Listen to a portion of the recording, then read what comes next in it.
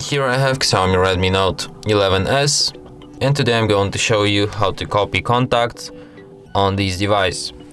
So firstly you have to go to the contacts application, then tap here, switch to the SIM card, tap here next, go to the settings, no, not help, go to the settings. Here in settings, go to the import, then select SIM card, OK. Here you can select which contacts from your SIM card you want to copy to your device.